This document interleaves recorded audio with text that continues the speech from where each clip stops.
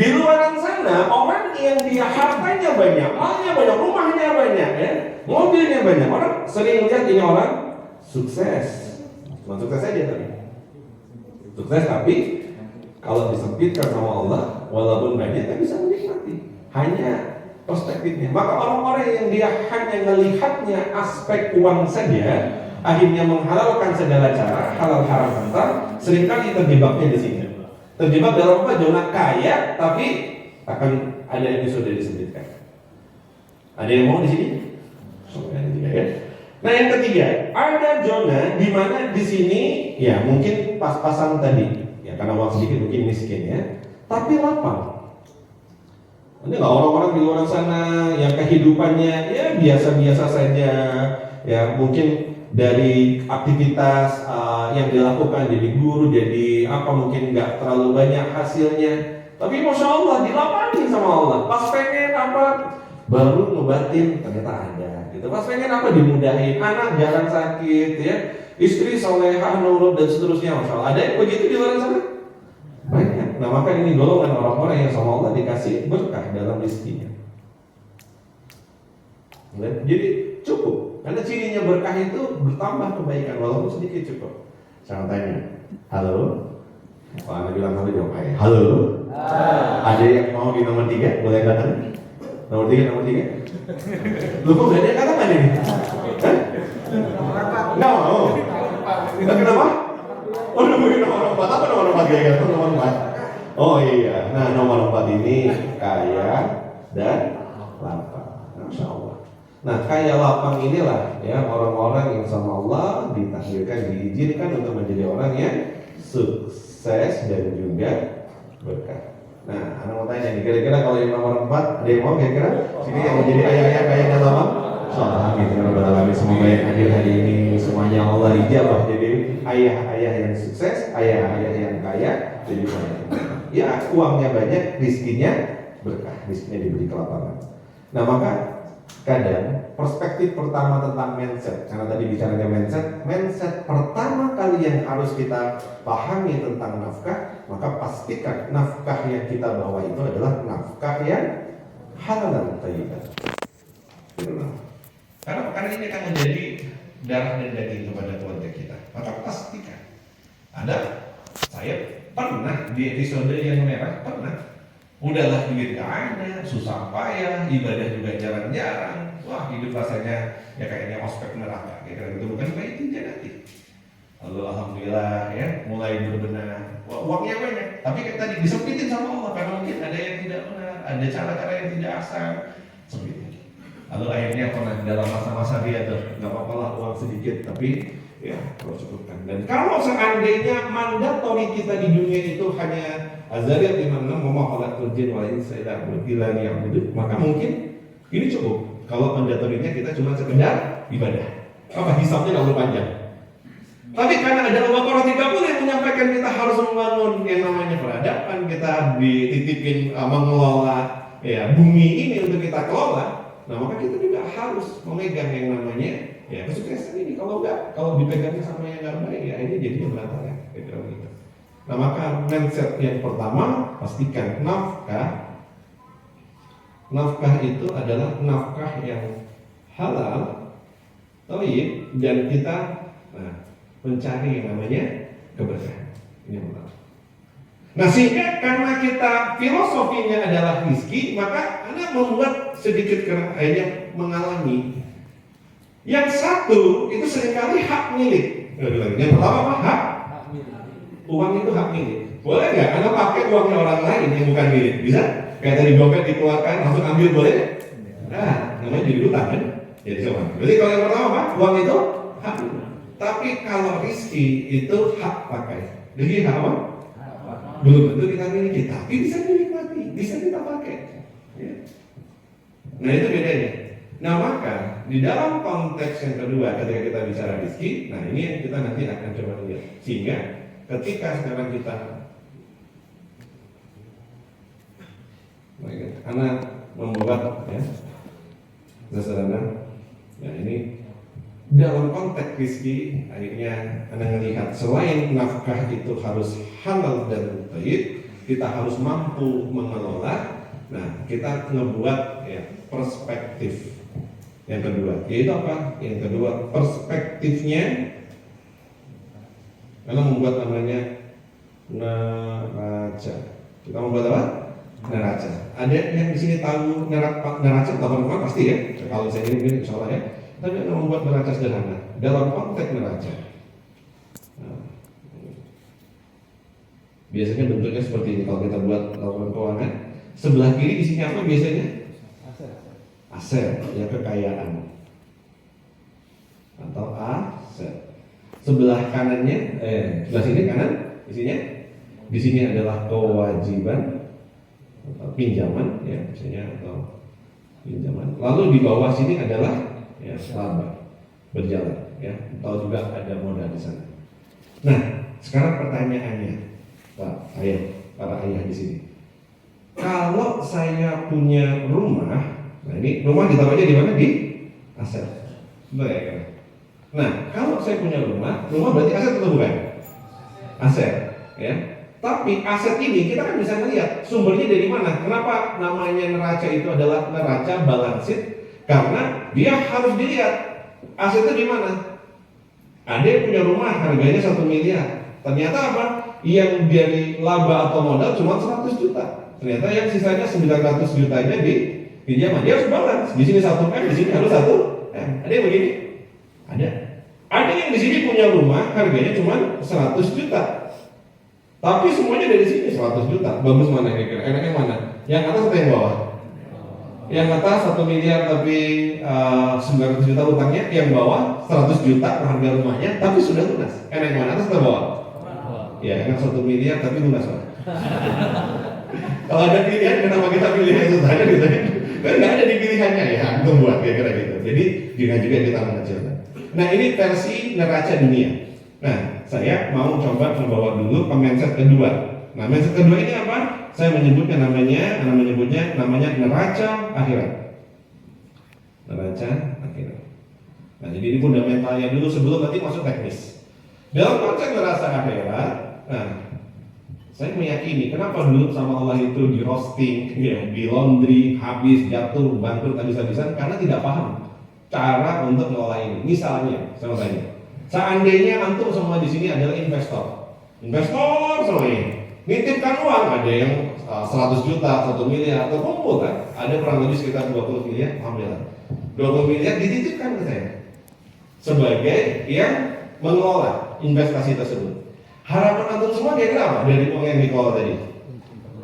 Harapannya dikelola, berkembang, menguntungkan dan seterusnya. Kira-kira kalau ternyata ya uang tersebut ternyata Anda pakai tadi awalnya sudah deal kita 20 miliar itu tuh jadi bisnis, ternyata uangnya Anda pakai beli rumah, ya harganya 5 miliar, tambah Ferrari depan harganya 3 miliar, sisanya Anda pakai keliling dunia. Antum kira-kira gimana? Apa yang kira-kira antum akan lakukan? Para investor. Apa yang menurut ini? Kira-kira sebagai yang punya dana, harusnya uangnya saya kelola, ternyata uangnya saya pakai untuk yang lain. Apa yang antum lakukan? Ya sewa pasti. Habis itu apa lagi yang mau dilakukan? Ditarik uangnya kalau bisa, disita rumahnya, diambil mobilnya, apalagi kira-kira? Tuntut, masukin penjara, ada lagi? Nah, oke. Ini perspektif kita sebagai investor saja, itu kita ngelakuin hal itu. Ketika apa yang kita titipkan itu tidak dikelola dengan amanah, dengan bijak. Nah, dulu ketika saya itu tadi, akhirnya saya memahami hal ini. Apa yang saya lakukan? Apa yang saya pahami? Kalau sekarang saya punya mobil, misalnya, Anda punya harta, punya mobil, punya rumah, terus punya kas, uang tunai. Saya mau tanya, ini naruhnya di kolom yang mana? Kewajiban, aset, atau laba? Aset. Coba. Kenapa di aset? Karena itu kekayaan. Nah, sekarang saya mau tanya, berarti kalau gitu definisi harta itu apa? Karena ini kita bicara materi. Definisi harta menurut kamu apa ya? Perspektifnya. Hak milik. Terus ada lagi? Nah, saya membuat sebuah definisi harta versi saya, ya. Jadi nggak harus setuju. Tapi Anda menganggap gini, harta itu menurut Anda adalah pertama hak milik. Jadi kalau punya rumah tapi bukan rumah kita, nggak bisa kita klaim sebagai harta kita. Yang kedua, dia bernilai. Ya, ada nilainya. Karena disebut harta karena dia bernilai. Yang ketiga, memudahkan atau bisa menolong. Nah, ini definisi harta. Nah, pertanyaannya, kalau tadi kita bahas misalnya contoh, ya, kenapa saya sebut ini adalah neraca akhirat? Karena bicara tentang harta itu tidak hanya di dunia. Bicara tentang harta dia akan terbawa sampai ke kubur dan terbawa sampai ke akhirat nanti. Maka Anda membuat konsep sederhananya adalah neraca akhirat tadi ini. Nah, pertanyaannya, kalau kita punya harta, mobil, rumah, uang, kira-kira bisa dibawa mati? Enggak. Berarti kalau dia nggak kita bawa mati. Pertanyaannya di akhirat nanti, rumah yang kita punya, mobil yang kita punya, uang yang kita punya, kira-kira masih diaudit? Ditanya nggak? Dapat dari mana, dipakai untuk apa? Ditanya nggak? Oke, selain harta apa lagi kira-kira yang diaudit? Usia kita, ya, masa muda kita. Dua ya, berarti satu adalah usia atau waktu. Yang kedua adalah harta. Yang ketiga yang diaudit apa lagi? Ya, yang ketiga adalah badan kita. Dan yang keempat adalah ilmu kita, ilmu yang kita miliki itu diaudit kita sama Allah. Jadi kira-kira kalau saya datang di sini kan ada rental banyak kayak tadi ya. Oh, sini ada rental mobil. Kalau kita ke rental, minjem mobil, nah pas ngembaliin itu sama yang punya mobil sama punya rental itu ditanya, Mas ini BBM-nya tadinya segini loh, ini tadinya nggak ada lecet, sekarang ada lecet, diaudit semuanya kayak gitu. Berarti mobil itu sebenarnya mobil kita atau mobil pinjam gitu? Kalau punya sendiri kan pakai aja kan? Nah, saya meyakini yang kita hari ini anggap tadi itu adalah kekayaan, jangan-jangan itu sebenarnya cuma pinjaman. Jangan-jangan itu sebenarnya cuma pinjaman. Yang ada investornya. Yang investor itu ingin itu berkembang. Maka kita diinvest. Bentuknya apa investnya? Waktu. Diinvest apa? Badan, raga. Diinvest apa? Ilmu. Diinvest harta. Yang keempat ini seharusnya dia dikelola, ditumbuhkan tadi. Ditumbuhkan menjadi apa kira-kira? Maka akhirnya saya memahaminya. Ini jangan-jangan bukan punya kita, ya, bukan punya kita, ya. Ilmu tadi ya, waktu, terus ada harta dan raga. Jangan-jangan ini memang bukan punya kita. Ini semua adalah pinjaman. Kita bukan dari sini, lalu kita ada di sini, agar kita bisa survive di sini, dipinjemin waktu, dipinjemin badan, dipinjemin harta, dipinjemin ilmu, dan ini semua nanti akan diaudit pinjaman-pinjaman ini. Dan pinjaman ini mau diapakan? Berarti kira-kira investor kita punya harapan nggak dengan ini? Ada harapannya nggak? Ada. Harapannya apa? Kalau tadi bisnis, uang itu harusnya jadi modal untuk membangun aset. Apa asetnya? Kalau kita kembali pada Quran, asetnya namanya emas. Nah, namanya apa? Apa itu mas? Mesin amal soleh. Nah, Allah selalu minta pada kita untuk apa? Seluruh waktu, harta, ilmu, apapun kesempatannya yang Allah titipkan untuk digunakan untuk beramal soleh. Ya? Bahkan di surat Al-Kahfi Allah menyampaikan ayat 110 paling akhir, ya, barang siapa ingin berjumpaan dengan Rabbnya, nah maka jangan sekutukan Allah dalam ibadah dan perbanyak amal saleh. Jadi yang invest kepada kita ingin apa yang dititipkan itu jadi sesuatu. Baik itu yang kita gunakan untuk ibadah kita sendiri, ya, kepada Allah kita, pada Rabb kita, dan juga kepada kebaikan yang lainnya. Nah, hasilnya dari mesin amal soleh. Karena kalau nggak jadi mesin amal soleh, mobil, rumah, uang dan yang lainnya jadi mesin amal salah.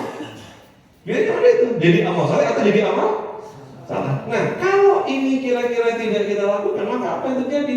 Nah, maka yang terjadi, ya, dari apa yang kita lakukan dia akan menjadi laba. Labanya apa? Labanya berupa opsional. Kan kalau bisnis itu bisa laba atau rugi ya. Nah, kalau kita positif, maka dia menjadi namanya pahala. menjadi amal soleh dan menjadi amal jariah. Tapi kalau kita salah mengelola titipan tadi, maka dia menjadi dosa, menjadi dosa jariah. Dosa jariah. Nah, pertanyaannya, tentu kita semua ingin semua yang kita lakukan di dunia menghasilkan. Nah, pertanyaan saya, ayah yang bahagia hari ini, halo? Kira-kira pahala amal soleh, amal jariah inilah yang menjadi hak milik, bernilai dan mampu menolong. Maka inilah yang menurut saya harta. Apa harta kita? Ini. Coba saya tanya, kira-kira mobil pada saat di sana masih ke bawah? Pada saat kita sudah kaya? Nah. Uang kalau ditinggal jadi bancaan, rumah mungkin tidak tahu jadi apa. Tapi pertanyaannya, pahala kita, amal soleh kita, amal jariah kita ke bawah sampai di sana? Dan ternyata saya masih punya hutang sama Sandi, belum dibayar. Ya, lupa, pas di sana ketemu sama Allah, dipertemukan. Uang yang ditinggal dunia sudah nggak bisa diapa-apain lagi. Nah, kira-kira saya hutang ini harus dibayar nggak? Masih mau amalan dulu saya harus dibayar nggak? Dibayar pakai apa? Nah, itu kan. Berarti kira-kira itu uang juga bukan? Itu harta juga bukan? Dan bisa membantu kita di sana, memudahkan urusan kita. Jangan-jangan the real harta, jangan-jangan bukan yang ada di rekening kita hari ini, tapi the real harta yang ada dalam catatan amal kita. Jangan-jangan itu the real harta kita, yang nanti jadi teman kita di kubur, yang nanti menjadi pemberat timbangan dalam neraca akhirat kita yang sebenarnya.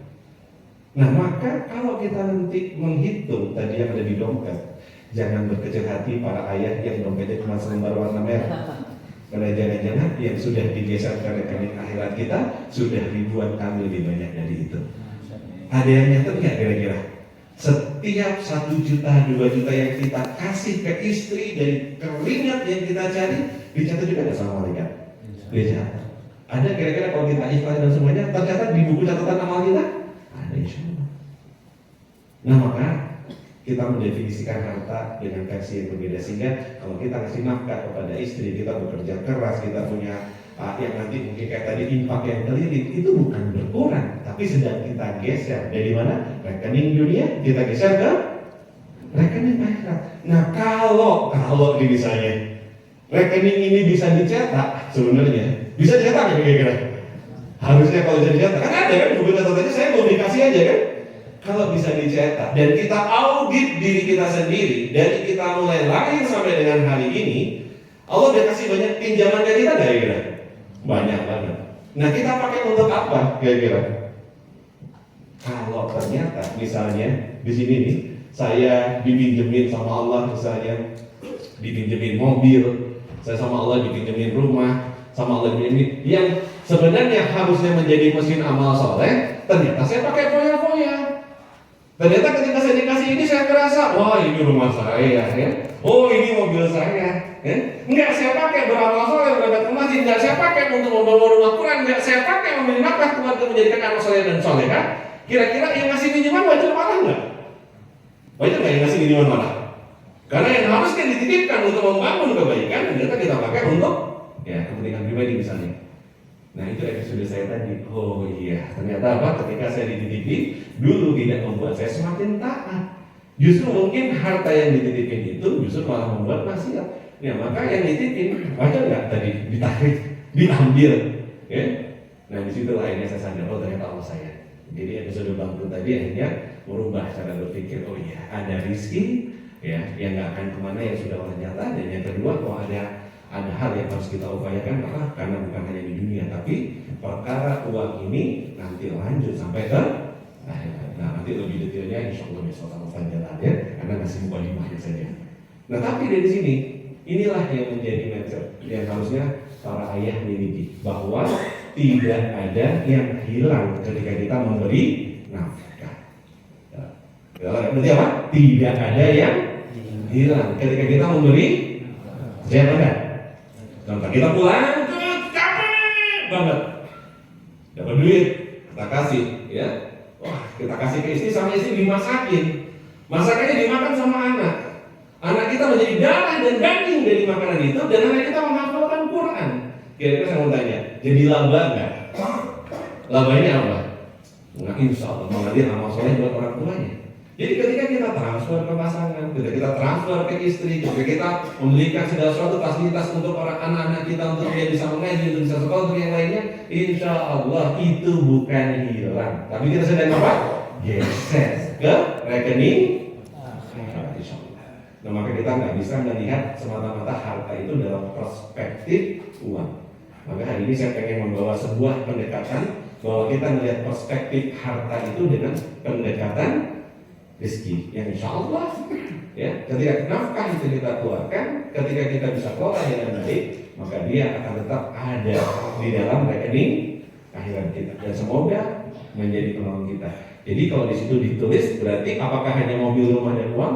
Berarti kira-kira saya mau tanya, anak juga kira-kira ada di situ nggak? Titipan juga nggak?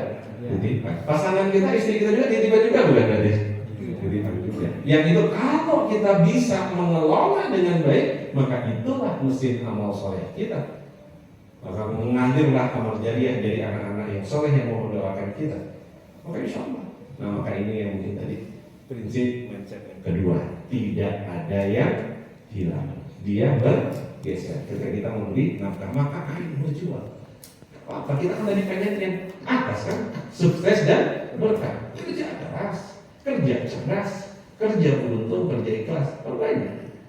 Kita kelola. Nah, maka insya Allah semoga dengan pengelolaan yang baik dia bisa menjadi mesin amal soleh kita, insya Allah. Ya. Nah, itu mindset yang kedua. Ada lagi mindset yang ketiga. Lanjut nggak nih? Lanjut. Tapi kayaknya ketiga nanti aja ya. Kita tanya jawab dulu ya, kan sudah jam segini ya. Saya lihat kata Mas Andi tadi cuma waktunya kok cuma sampai jam 9:30. Nah, maka setengah jam ini anak diskusi, ngobrol, tanya jawab. Ini karena kalau step pertama tadi Mas. Nah, apa dong kira-kira untuk kalau ada yang mau didiskusikan, ditanyakan, Afwan, tidak ada maksud menggurui, aku semua udah jauh lebih pintar. Cuman Allah perjalankan saya, ya ternyata pernah mengalami proses, ya maka dari sana ada hikmah yang mungkin bisa diambil.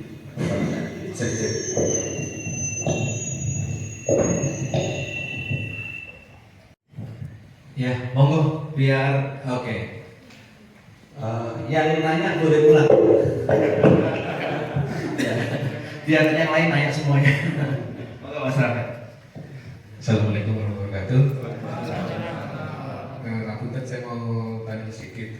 Mungkin dari tadi yang coach ajarkan tadi kan dari masa coach yang pernah jatuh, pernah ini. Yang saya mau tanyakan itu gimana caranya kita itu supaya bisa menghilangkan kemelekatan harta. Kadang itu kalau kita jatuh itu sulit banget menerima itu harta itu hilang, terus harta itu tiba-tiba pergi karena kita mendapatkan itu kan susah payah, harus pengorbanan dan lain, belum lagi nanti istri dan juga kita mikirin ke depan anak seperti apa. Nah, yang saya tanyakan tadi ya, kemelekatan harta itu gimana sih caranya untuk biar kita itu bisa ikhlas, bisa plong itu, mungkin ada kiat-kiatnya. Terima kasih. Ya, pertanyaan satu dari Mas Rafael, mewakili dari RG ya. Pertanyaan dari Miti ada? Monggo, biar ilmunya keseribuan keluar semua ya. Ada? Biar dirapel gitu maksudnya jawabannya dari beliau. Dari LBG yang bertanya langsung boleh pulang belum? Gimana Pak Seul mau nanya? Langsung boleh pulang Pak. Sepertinya satu dulu Gus, nanti biar ada stimulusnya nanti dari teman-teman akan bertanya selanjutnya. Ya, susah memang. Ya, dan kalau sudah dijalani dan sudah melewati, mungkin baru akan lebih bisa merasa mudah ya. Tapi ketika itu terjadi, ya susah memang gitu, bukan hal yang mudah. Tapi Anda bersyukur karena Allah perjalankan di situ. Nah, sehingga apa tipsnya ketika itu sudah ini? Ya, ini tadi kembali kita ceritakan adalah mindset. Nah, mindsetnya apa?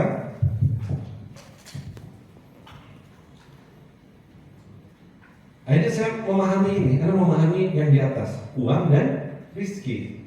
Jadi yang tadi itu ternyata hilang, rugi dan lain-lain itu, rizkinya apa uangnya? Uangnya. Dan ketika kita kehilangan sesuatu, kadang ini yang menarik, Allah sebenarnya ganti dalam bentuk rezeki yang lain. Karena kita terlalu koyo banget belajar rezeki yang dalam bentuk uang, sampai membuat kita jadi justru malah maksiat bukan makin taat. Karena saking sayangnya Allah dikembalikan kita plak tadi bisnisnya bangkrut, turun habis gitu ya. Tapi Allah kasih nikmat yang lain. Nah kadang kita nggak bisa melihat nikmat yang lain itu. Apa nikmat yang lain? Tiba-tiba didekatkan dengan guru yang soleh, yang ilmunya luar biasa. Tiba-tiba kita dikasih waktu bisa berkumpul dengan keluarga. Yang tadinya ketika bisnis kita bagus, kita nggak pernah bisa kumpul sama keluarga. Nah, kalau mindsetnya masih uang, susah banget.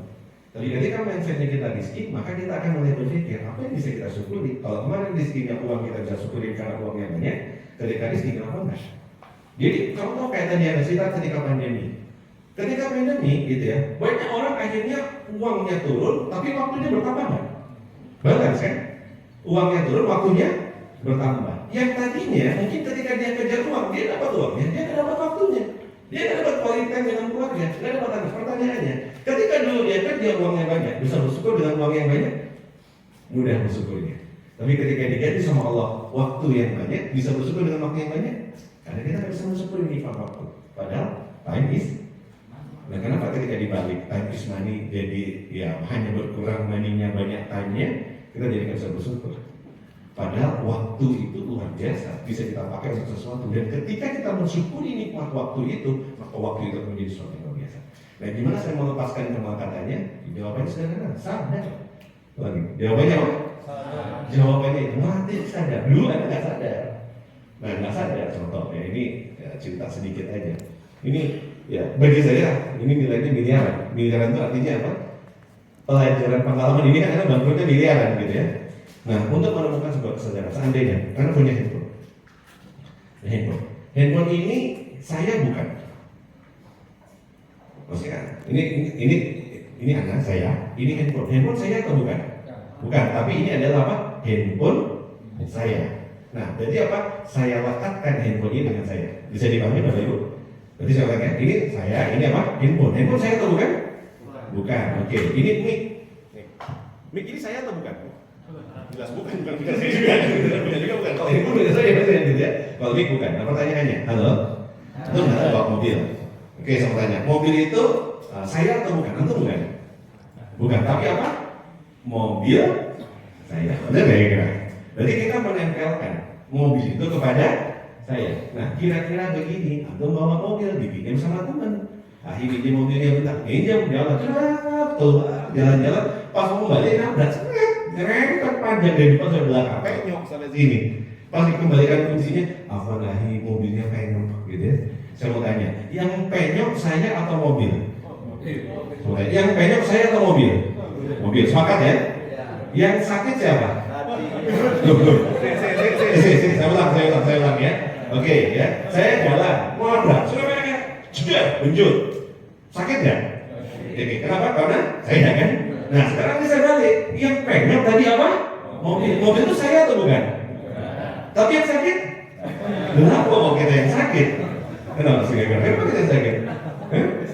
Kenapa kira-kira? Merasa memiliki. Karena kita merasa memiliki, kita lekatkan dia dengan saya. Sehingga karena kita lekatkan dia dengan saya, akhirnya jadi sakit. Padahal yang punya cuma mobilnya. Nah pertanyaannya, ternyata yang penyok itu mobilnya teman Anda. Kan sama-sama mobil yang penyok. Anggaplah itu mobilnya Mas Andi. Enggak. Ambil ya. Misalnya ini ya, mobilnya Mas Andi. Antum kira-kira sakit nggak? Jangan ngomong nggak? Bapak tuh, jaknya yang penyok lo sama mobil. Kenapa kok enggak? Kenapa? Bukan milik saya. Akhirnya kan karena kita punya rasa memiliki. Kita ngerasa bahwa miliaran yang hilang itu uang kita. Padahal sejatinya titipan kan. Nah, memahami kesadaran itu yang susah sekali. Nah, akhirnya orang memahami waktu itu ketika habis bersih nggak punya duit. Nah, pada saat titik itulah akhirnya mulai mensyukuri nikmat waktu. Nah, ada Mas Andi. Disitulah mulai akhirnya saya diminta tes antum. Ya sama Allah mungkin ketika perjalanan ini pasti ada hikmahnya. Sekarang coba bantu orang-orang di luar sana yang punya cerita seperti antum, ya, bagaimana mereka bisa bangkit. Karena antum sekarang sudah mulai bisa menerima itu. Nah, ketika anak mulai membantu teman-teman misi dari masjid ke masjid, ya, Akhirnya Masya Allah, ternyata apa? Ketika mulai bantu tadi, waktunya bisa lebih bermanfaat, waktunya lebih bisa disyukuri untuk menjadi sesuatu yang baik, yang besar, yang manfaat mungkin jadi untuk orang lain. Jadi tabungan juga nggak boleh. Jadi tabungan ternyata Allah ganti. Ya. Di titik pas nggak punyanya uang itu tadi, ada telepon dari Bandung. Bos, ya, antum dapat undangan. Wah, deg-degan. Undangannya dari Bandung. Ini posisi nggak megang uang. Berarti kalau berangkat naik kereta api ke Bandung aja itu udah 1 juta gitu ya. Siapkan gitu ya. Tapi harus datang berdua sama Umi. Wah, tambah datangnya harus sama Umi. Berarti berapa? 2 juta sudah mikir. Kalau punya duit aman. Nah kalau posisi nggak megang uang sama sekali, mikir pasti. Atau diundang dan harus datang. Siap, insya Allah. Udah tuh, pas dikabarin. Apa jawabannya dia di ujung teleponnya tadi? Antum siap-siap ya, antum perjalanan kurang lebih sekitar 12 sampai 14 hari. Antum diundang sama Allah berangkat umrah.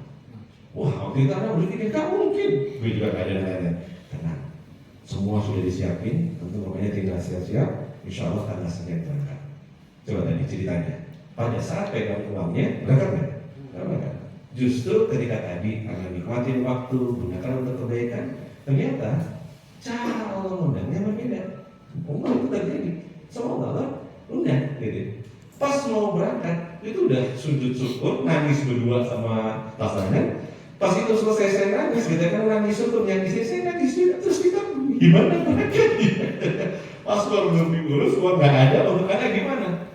Besoknya ditungguin, kok paspor belum dikirim, kok paspor dikirim berkali-kali di kontak. Saya sudah punya paspor, istri belum punya paspor waktu itu. Terus waktu pas ada bilang kayak gitu, kayaknya dia tahu di rekening dan ditransfer. Terus alhamdulillah ya, teman-teman titip ya, untuk ngurus paspor perjalanan kalau pergi nanti untuk yang ditinggal sudah disiapin. Nah pertanyaan sederhana, ya. Kalau kita kembali kepada tadi tentang uang dan rezeki, uangnya hilang nggak? Hilang, rezekinya hilang apa enggak? Enggak. Allah ganti dengan yang baik, insya Allah. Nah tapi cuma PR-nya susah melepaskan apa tadi? Kemalakatan. Jadi yang hilang itu sebenarnya nggak hilang juga. Itu kan punyanya Allah juga, bukan punya kita. Nah, kira begitu. Nah ternyata hari ini Masya Allah, ketika mulai memahami, dilupakan kemalakatan, apa yang pertama kali saya lakukan dengan pasangan?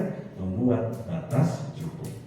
Nah jadi sejak waktu pas batas itu, akhirnya saya sepakat sama pasangan, ya kita buat batas cukup. Kemarin mungkin kita akhirnya ya tidak bisa bersyukur karena tidak punya batas cukup. Nah kita buat, ya batas cukup kita apa? Nanti masuk manajemen pengelolaan keuangan. Batas cukup kita apa? Oke, makan sehari berapa kali, sebulan berapa, kita hitung. Yang kedua, cukup untuk apa? Mobil kayak mana? Maka mobil saya hari ini pun biasa aja gitu. Jadi artinya bagaimana kita sudah sepakat waktu itu. Yang penting cukup untuk bisa keluarga besar, ya. Nyaman untuk perjalanan ya, mungkin luar kota. Terus rumah cukup gimana? Alhamdulillahnya istri waktu itu bilang, kontrak juga nggak apa. Nggak ngomong bahwa cukupnya harus punya rumah sendiri. Nah akhirnya Masya Allah, sejak waktu kejadian itu sampai dengan awal tahun kemarin, gitu, Anda tinggal di rumah kontrakan.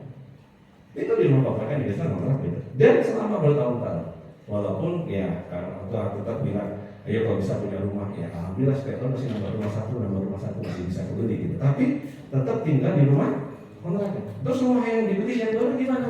Ya alhamdulillah jadi asal sini jadi rumah Quran, jadi IQ gitu. Terus ada lagi satu lagi jadi rumah Quran. Alhamdulillah sekarang sudah ada 4 pondok pesantren, sudah ada 4 rumah Quran di Malang dan ada 5 di Lampung dan sudah 2 pondok pesantren. Tapi tetap tinggal di kontrakan. Nah untuk apa? Melepaskan rasa tadi. Jadi itu memang tidak mudah dulu susah. Nah ketika Mas jatuh ternyata ya biasa aja kok tinggal di rumah kontrakan sama tinggal di rumah sendiri.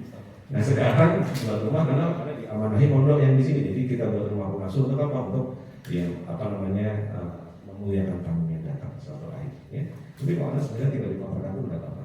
Kenapa? Karena sama aja penghasilannya ketika sudah bisa tadi memahami bahwa semua juga cuma titipan.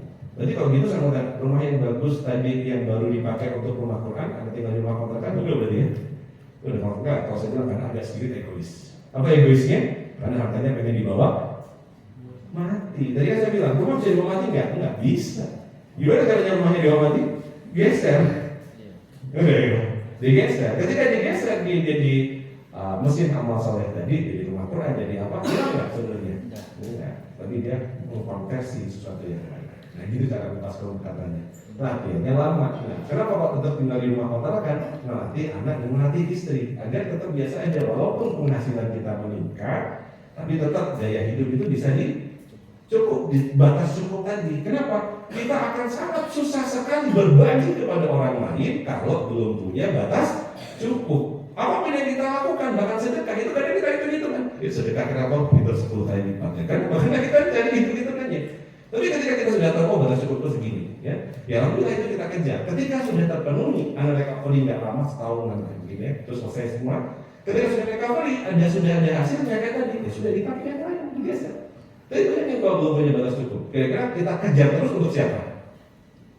Kumpulin lagi, untuk sendiri lagi, kumpulin lagi, untuk sendiri lagi. Tapi kalau kita udah tahu ini batas cukupnya, maka apa? Ya gaya hidup gini-gini aja. Ya nak, baju, pakaian, apa segala macamnya biasa saja, gitu ya. Nah sisanya itulah bisa dipakai untuk orang lain. Nah maka membuat batas cukup itu yang perlu nanti dilakukan. Nah kalau sudah dilakukan membuat batas cukupnya, baru kira-kira income-nya tetap harus dinaikkan nggak?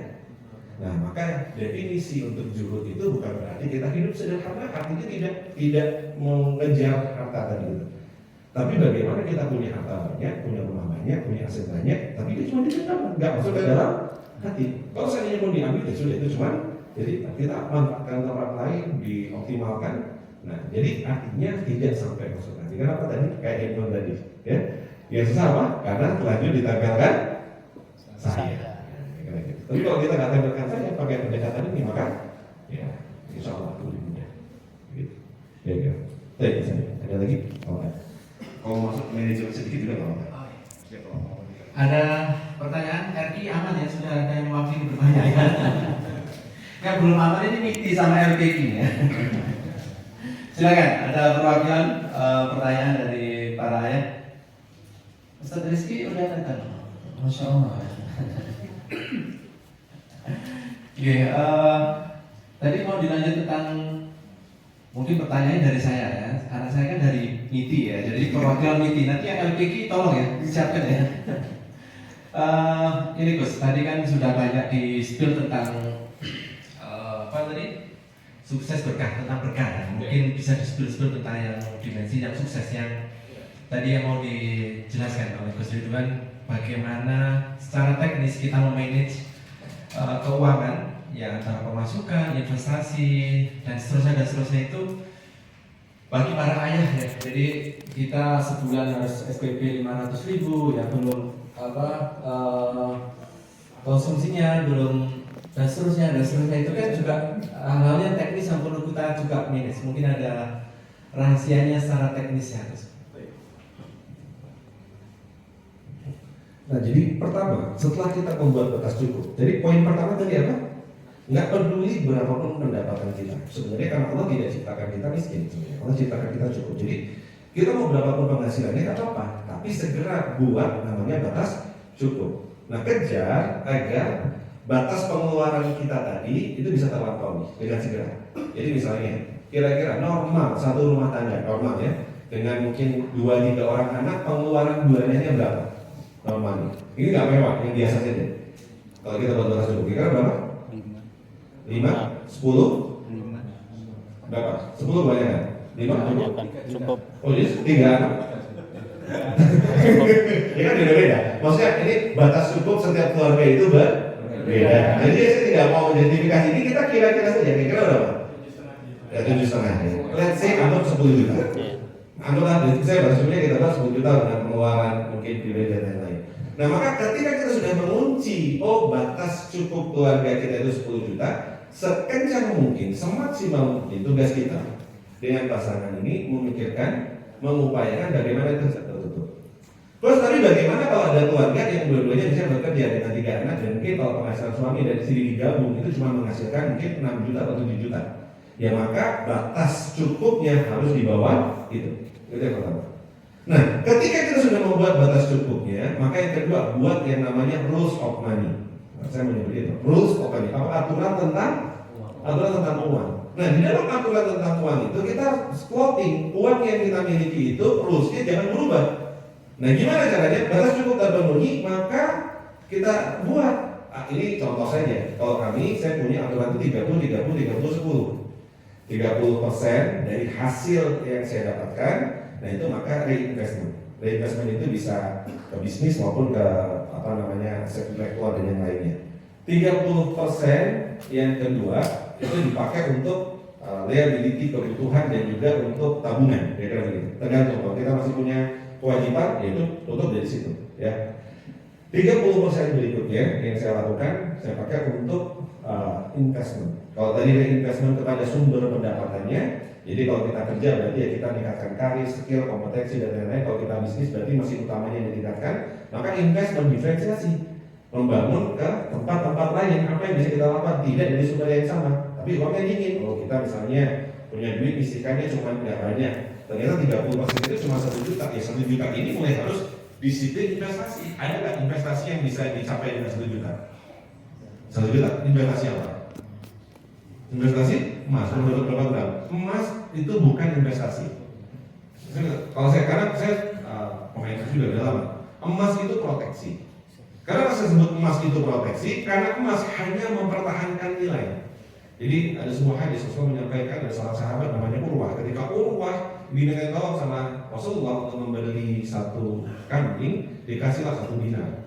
Nah dari 1 dinar itu dibelikan kambing, ternyata karena Urwah dia bermanfaat, dia bawa 2 ekor kambing. Ketika dia bawa 2 ekor kambing 1400 tahun yang lalu, sampai pasar dijual 1. Ketika dijual 1, ternyata laku 1 dinar lagi. Sampai ke Rasulullah dikasihlah 1 kambingnya dan 1 dinarnya dikembalikan. Nah pertanyaannya, berapa harga kambing 1400 tahun yang lalu? 1 dinar. 1 dinar atau setengah dinar? Kayak bilang setengah kan waktu beli dapat 2. Ya, tapi kalau saya menggunakan pendapat yang 1 dinar. Kenapa? Ketika dijual di pasar harganya dia dapat 2. Kenapa? Karena mungkin kayak jago, nawar gitu kan, ini untuk kambing guling dan seterusnya kira-kira gitu ya. Nah misalnya, nah maka seandainya pun debu dijual maka akan mendapatkan keuntungan kepada doa bersungguh. Nah maka dari situ kalau kita lihat kejadian 1400 tahun yang lalu 1 kambing setara dengan 1 dinar. Berarti kalau 1 dinar berarti berapa? 4,25 gram emas 22 karat. Ya mungkin kalau sekarang sekitar 67 juta. Kira-kira gitu. Pertanyaannya, 67 juta sekarang dapat kambing? Dapat ya kambing? Kambing yang bagus? Bagus. Oke, berarti 1400 tahun sampai dan sekarang 1 dinar sama-sama bisa dapat 1 ekor. Itu disebut namanya proteksi. Sementara 40 tahun yang lalu berapa 1 ekor kambing? Rupiah kan, kalau di rupiah berapa? Kalau sekarang kan tadi 67 juta, kalau 40 tahun yang lalu setelah riset itu harganya cuma kurang lebih 8.000 rupiah. Jadi 40 tahun yang lalu itu harga 1 ekor kambing hanya berapa? 8.000 rupiah. Pertanyaan sekarang, kalau saya bawa uang 8.000 rupiah ke pasar kambing, dapat kambing? 1 tusuk sate kambing itu kayaknya tidak cukup. Nah artinya rupiah turun gratis, tapi dinar tadi tetap bertahan. Jadi emas itu proteksi. Tapi pertanyaannya, kalau 40 tahun yang lalu saya punya uang, misalnya tadi itu 8.000 nya saya belikan kambing langsung, bukan beli emas. Hari ini kira-kira jadi apa? Kambingnya kambing betina, saya titipkan kepada yang punya ini, ya jadi kambing tepat ya, kalau masih hidup ya. Kira-kira saya mau tanya, jadi banyak apa enggak? Nah, jadi banyak dan bertumbuh itu baru disebut namanya investasi. Maka kalau seandainya emas, saya bilang bukan investasi, tapi maksudnya adalah proteksi, hanya mempertahankan nilai. Tapi ketika dia ditaruh kepada sesuatu yang bertumbuh, baru jadi namanya investasi. 3 ya. 1 tadi untuk apa? Uangnya sebaiknya dipakai untuk reinvestment, tumbuhkan sumber pendapatan yang pertama. Yang kedua untuk liability, kebutuhan dan lain-lain, dan juga tabungan kalau sudah kurang. Yang ketiga untuk investasi. Nah investasi kepada source income yang lain. Nah, jadi uang 1 juta bisa jadi apa? Uang 1 juta dibelikan ayam atau telur. Udah dapat belum 1 juta? Dapat ya. Nah, buatin kandang, mungkin 500.000 beli kandangnya, ya 500.000 beli ayamnya dapat 5. Kira-kira saya mau tanya, kira-kira ketika ayam itu nanti dia dipelihara, dapat ada hasilnya? Nah, kalau kita kerjakan sendiri namanya bisnis. Tapi kalau itu yang memelihara orang lain, kita cuma invest saja, dia yang mengolah, maka kalau ada hasilnya berupa telur setiap hari, dari 5 ekor dapat 5 butir, sebulan dapat kurang lebih sekitar ya 5 kali dengan 30 kurang lebih sekitar 150 butir. 1 butir sekarang berapa harga telur Bapak-bapak? Wah ya kan jadi taruh 2.000 kali 150 berarti ada duit kurang lebih sekitar ya 300.000. Kalau 50% biaya untuk pakan dan lain-lain masih dapat untung 150.000 dari uang berapa tadi 1 juta. Nah itu investasi, dapat hasil lumayan nggak? Nah, kadang orang melihat kecil, goal 100 second. Nah, nggak mau ngerjain. Padahal kalau dia disiplin, kompon dia lakukan itu terus bulan kedua, bulan ketiga, bulan keempat. Yang pertama tetap menghasilkan 150.000, bulan berikutnya nanti 150.000, 1 tahun itu kita geser terus investasi 1 jutaan, itu sudah ada berapa? 1,5 juta sebulan tambahan, lumayan ya. Nah, kadang-kadang kita tidak berpikir investasi.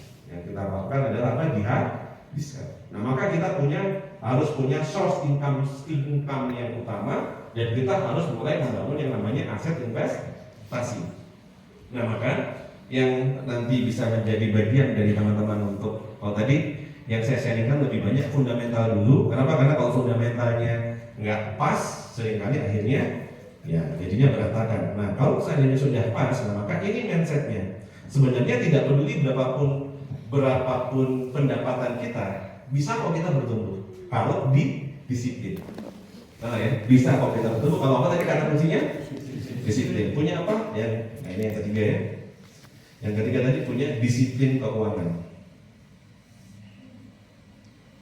Jadi uang jangan dihabiskan. Nah, disiplin keuangan inilah yang menjadi mindset. Nah, kalau kita lihat, ini contoh, pada umumnya rata-rata ayah itu cara berpikirnya begini. Nah, di depan mata itu sudah kelihatan pasti ada kebutuhan. Dia bekerja, kerja dapat apa dari kerja? Kerja dapat uang. Nah, uang dipakai untuk apa? Iya, langsung dipakai di sini untuk kebutuhan. Nah, misalnya ini contoh secara umum. Ya, ini stage yang umum sekali terjadi. Misalnya, seorang ayah dia bekerja dapat gaji misalnya 5 juta rupiah. Dia bekerja, dia dapat gaji misalnya 5 juta rupiah. Nah, uang 5 juta kira-kira dipakai dengan kebutuhan, ada sisa? Sebentar, ada sisanya? Halo? Kebanyakan? Ada sisa. Nah, sisa misalnya dipakai untuk kebutuhan misalnya 4 juta. Sisa berapa? Sisa 1 juta. Kemana 1 jutanya? Opsinya adalah 1 tabungan. Ya, biasanya begini. Tabungan. Betul. Dan yang kebanyakan yang kedua lifestyle naik. Kenapa? Karena ngerasa sudah mulai punya sisa. Nah, ini sisanya kemana? Udah numpet dari kemarin. Kalau punya duit ini mau upgrade handphone. Jadi ada uang 1 juta di kantong tadi itu, ketika sebulan kok sisa ada di dompet aja atau di rekening aja, gatel. Cepat-cepat pengen apa? Upgrade handphone. Habis nggak? Habis. Kenapa? Karena tadi larinya kejebak kemana? Lifestyle. Lalu ternyata karirnya tambah bagus, gaji sekarang 10 juta. Kira-kira saya mau tanya, gaji 10 juta kebutuhan tetap? Yakin? Mau tanya ya? Halo? Sekarang uang 10 juta, ya, naik karir. Yang tadinya cuma pegawai, staf biasa, sekarang manajer. Ya, dulu berangkat naik motor, sekarang? Saya mau tanya, halo? Loh, ini real, contoh case loh, benar. Coba kita flashback saja. Anak nambah, benar apa benar? Oke, kira-kira saya mau tanya, pengeluaran tetap 4 juta? Enggak. Jadi berapa? 8 juta. Ya kan? Kan ya, ada anak nambah, ada kebutuhan, rumah tambah bagus, ada listrik, ada wifi, ada apa yang tadinya mungkin nggak ada. Nah, itu sekarang saya mau tanya, ada sisa 2 juta. Kemana 2 juta? Iya.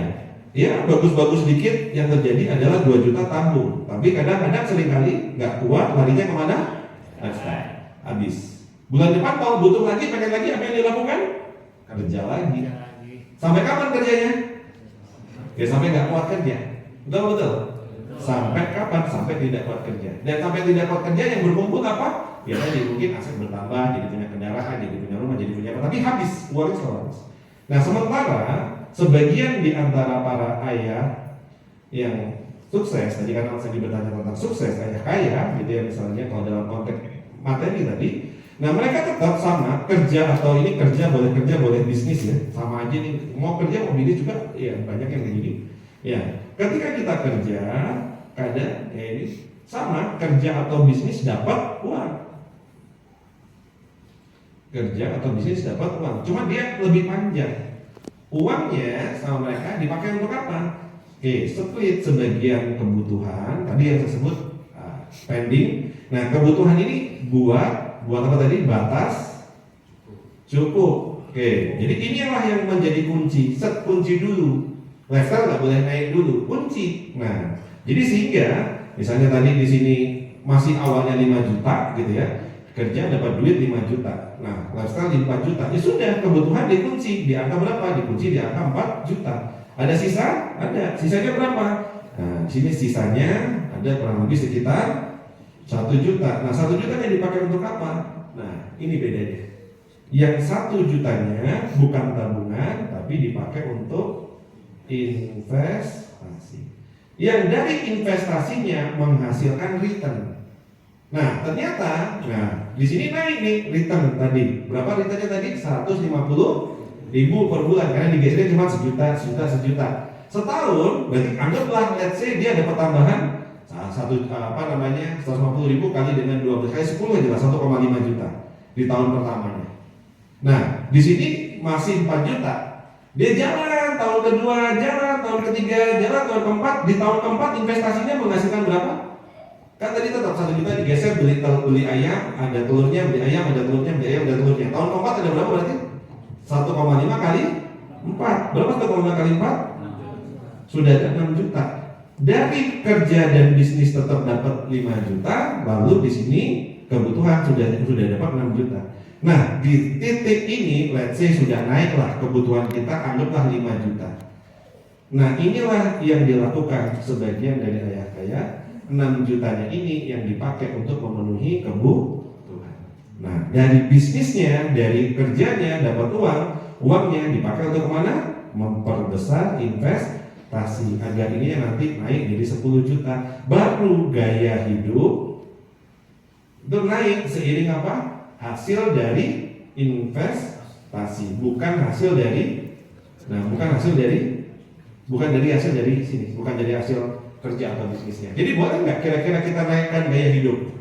Ganti mobil, rumah diperbesar, boleh nggak? Boleh. Tapi kalau apa? Kalau investasinya sudah tambah besar. Nah, so pertanyaannya, yang di sini, ini bukan ini ya, tapi maksudnya kita belajar bareng ya. Yang sudah punya investasi, apa? Boleh katakan? Yang sudah punya investasi 1, 2, 3. Berapa persen hasil investasi itu mampu menutup biaya operasional rumah tangga kita? Sudah sampai berapa persen? 50, 100%? Nah, kalau belum, berarti kita punya PR. Nah, PR-nya kalau mau dalam konteks cerdas finansial, maka PR-nya adalah apa? Bagaimana kita mulai latihan dengan keluarga, pasangan, dan anak, mempererat ikat pinggang dengan mengunci tadi batas cukup, segera menggeser dengan tadi disiplin keuangan. Oke, berapa yang dia masuk ke dalam kebutuhan rumah tangga, berapa nanti yang dia masuk ke dalam kolom untuk dia nanti untuk investasi, dan investasinya ditumbuhkan. Nah, itu kenapa selama 10 tahun anak kita di rumah kontrakan, saksinya ada masuk ke belakang gitu ya. Nah, beliau sering satu rahim ke rumah sebulan sekali, 2 bulan sekali gitu ya. Nah, itu ada tinggal di rumah kontrakan. Ya, bukan berarti tidak mampu untuk membeli rumah, tapi karena ngunci duitnya di mana? Split tadi investasi, punya kebun, bangun bisnis, chip in di bisnis ya teman-teman gitu ya. Dan alhamdulillah ketika hasil dari chip in bisnis itu sudah mulai menghasilkan, itulah yang dipakai untuk menambah ya mungkin kebutuhan hidup tadi. Nah, splitnya begitu disiplin. Nah, maka apa yang dilakukan? Menambah income streamnya. Tapi tadi kerja tetap kerja, tapi kalau bisa kita punya apa? Ya punya investasi. Nah, mungkin kira-kira begitu teman-teman sekalian, semoga ada insight ya. Maka bagi para ayah, kita harus membuat sebuah perencanaan sebenarnya 4 ya. Mungkin karena terakhir ya sebagai pesan, Afwan tidak ada maksud untuk menggurui atau untuk ini. Yang Anda lakukan kepada 4 anak tadi, maka satu persatu ada diskusi. Kita buatin roadmap. Jadi anak itu titipan seperti kertas yang harus digambar. Maka anak punya namanya life roadmap. Kalau bisnis saja ada bisnis roadmap ya, maka anak buatin life roadmap. Oh, anak pertama dengan segala titipan Allah tadi, anak disleksia dan apa segala macam, kita buatin, ajakin ngobrol. Saya buatin tuh. Sekarang dia usia sekian, nanti kapan. Kita udah tahu tuh patternnya di tahun ini anak ini kira-kira punya kebutuhan uang berapa. Di usia segini kira-kira punya kebutuhan berapa. Segini berapa. Sampai kapan saya masih menanggung dia sebelum benar-benar saya lepas. Saya tarik garis, timeline-nya itu sudah susunin. Dia SMP harus sampai di mana, SMA di mana, nanti kuliahnya di mana, selesai kuliah. Nah, dia teruskan bisnis ataupun nanti dia bekerja, berarti di sini saya selesai. Kira-kira kontennya itu. Anak kedua, anak ketiga. Nah, maka karena saya sudah punya timeline yang sudah future, yang sudah kelihatan, maka disitulah setiap anak saya siapkan investasinya dari sekarang. Yang investasi itu nanti pada saat waktunya nanti anak itu membutuhkan, maka disitulah kira-kira hasil investasi sudah bisa. Jadi kenapa saya tetap pakai mobil butut, pakai rumah yang sederhana? Karena saya tahu yang dititipkan tidak semuanya punya saya, bisa jadi tidak punya anak. Nah maka ketika ada anak laki-laki, biasanya kita beli kambing untuk apa? Akikah. Kalau anak perempuan berapa? 2. Kalau anak laki-laki 4. Nah, kenapa kalau saya begitu kan? Yang satu disembelih untuk akikah, yang satu disiapkan untuk ya tadi investasi. Contoh sederhananya. Berarti kira-kira kalau satu kambing perempuan, saya mau tanya ini sederhana ya, ini contoh saya itu gitu mas sederhana. Misalnya 2 ekor kambing perempuan, 2 ekor kambing perempuan tadi kira-kira berapa sekarang normal darah yang sudah siap kawin? 2,5 untuk 3 juta, kali 2 6 juta. Nah, ketika kita punya 6 juta, 2 kambing betina, saya titip kepada yang punya. Jadi yang ini dipotong untuk akikah, pesan beliau. Yang 2 saya titipkan kepada teman. Saya punya banyak teman-teman di peternakan, karena dulu kuliah di Brawijaya Fakultas Peternakan. Titipkan ke yang punya peternakan kambing. Saya mau tanya, kira-kira kambing betina setahun melahirkan berapa kali tadi? Nggak tahu, karena cuma motong saja ya. Ada yang tahu berapa kali kira-kira kambing setahun melahirkan? Ya bisa 1 sampai 2 kali. Kita anggap ambil 2 kali ya. Ada yang 3 kali kambing kacang, kambing itu dia bisa sampai 3 kali ya. Tapi let's say kita anggap berarti melahirkan berapa kali? Sekambing sekali melahirkan berapa? Ya bisa 1 bisa 2 tergantung jenis kambingnya. Let's say kita anggap biar gampang hitungnya 2. Maka 2 kali berapa? 4 ekor sekali melahirkan setahun 2 kali. Jadi anaknya ada berapa? 8. Kalau untuk sejelek-jeleknya 4. Nah pertanyaannya, kan tadi kita titip, anggaplah dibagi 2. 1 untuk yang pelihara, 1 untuk kita. Berarti kita punya berapa setahun? 2 ekor. Bisa dipahami sampai sini? 2 ekor selama setahun kira-kira nilainya jadi berapa? Setahun kemudian anak saya umur setahun, kira-kira yang 2 ekor kan setahun juga. Jadi berapa? Sudah 1,5 juta kira-kira kita. Nah, tahun berikutnya si kambing ini tadi yang 2 sudah bisa melahirkan belum? Bisa melahirkan. Kira-kira kalau antum hitung-hitung pakai Excel, ya, pada saat anak ini mau masuk SD, kira-kira kambingnya sudah jadi berapa? Yang pertama sudah melahirkan 4 kali, yang tahun kedua sudah melahirkan 3 kali, yang tahun ketiga sudah melahirkan betul. Nah, saya mau tanya, halo? Males kan hitungnya? Iya. Ya, itu kenapa kita tidak melakukan hal itu? Karena kita anggap sepele gitu dan lain-lain. Tapi coba kita lihat, itu kalau nanti dikumpulkan sudah jadi 12 kambing, anggaplah 10 kambing kan berapa kira-kira akhir? Kalau dijual tadi 3 jutaan, berarti dapat berapa 10 kambing? 30. Maka anak waktunya masuk SD, saya mau tanya, SD-nya bayarnya pakai apa? Loh kan benar kok. Loh benar nggak? Perlu duit nggak ya? Enggak. Belinya kapan? Waktu akikah. Siapin 6 juta. Pas waktunya mau anaknya masuk, ya butuh duit berapa tadi? 30 juta untuk memilih sekolah misalnya untuk masuk SD-nya. Duitnya sudah ada? Masih ada sisanya dipelihara lagi terus. Nanti waktu masuk SMP kira-kira kambingnya cukup untuk masuk SMP? Cukup. Terus nanti lagi SMA. Itu hanya pakai apa? Ilmu kambing. Paling sederhana. Nah, itu kalau versi light yang sederhananya kambing dengan tadi cuma mungkin isikan 6 juta. Nah, maka kadang-kadang kita lebih pakai uang itu beli motor. Iya, pada saat anak kita waktunya masuk SD, motornya dijual, sudah nggak ada. Kenapa kita lebih memilih untuk beli motor daripada kita memilih investasi yang sederhana tadi? Nah, maka buat batas cukup, lalu kita buat timeline anak kita. Oh, anak usia segini butuh 30 juta, anak usia segini butuh sekian, anak usia sekian. Timelinenya kebutuhan ininya, maka itu kita kejar. Dan mulai aktif punya investasi. Dan investasi saya lihatin, ini investasinya anak pertama, ini investasi anak kedua, ini investasi anak ketiga. Nah, jadi akhirnya apa? Maka karena kita sudah tahu, kadang-kadang ya Masya Allah, rezeki itu ketika kita niatkan, itu sejalan dengan rezekinya anak itu sendiri. Kayak begitu. Ada aja jalannya. Nah, semoga mungkin menjadi ya kisah yang bisa jadi yang ibrahnya. Dan alhamdulillah dari cerita itu ya hari ini mungkin Allah titipkan beberapa ya karunia dan amanah yang mungkin masih bisa dinikmati, dan saya berharap juga berjuang menjadi ayah-ayah yang bahagia, ya. Ayah yang nggak pusing kalau tiap bulan harus ada pengeluaran, ya. Ayah yang nggak pusing kalau tahu nanti anak harus masuk sekolah karena sudah ada uangnya. Ayah yang nggak pusing, kenapa? Tahu berapapun yang digeser dikasih ke istri ke anak itu tidak hilang karena itu semua masuk kemana? Rekening akhirat kita. Ayah yang nggak pusing, yang sedang mempersiapkan anak-anaknya untuk menjadi anak-anak yang soleh, yang kelak menjadi hafiz dan hafizah yang mendoakan kita semua. Ayah yang bahagia, kenapa? Karena ketika mentransfer uang ke istrinya, transfernya juga dengan bahagia. Karena yang sedih itu karena ketika transfer ke pasangannya dengan sedih kan. Kita harus benar-benar membangun legacy, membangun sumber-sumber income, dan kita tahu bekerja dengan cerdas. Bukan cerdas, nggak hanya bekerja dengan keras. Dan kalau kita sudah punya pundi itu belum terlambat. Tadi saya cerita kambing, bisa dilakukan praktis? Bisa. Nah, tinggal cari yang melihara kambing itu. Kira-kira begitu ya. Dan kita belajar dikit-dikit. Dan banyak investasi-investasi yang lain. Saya berharap hanya memantik karena waktu yang terbatas. Teman-teman coba googling, cari, apalagi sekarang sudah ada AI. AI sudah bisa prompting, minta dia menjadi konsultan investasi dan keuangan kita. Udah banyak banget cara yang bisa dilakukan ya.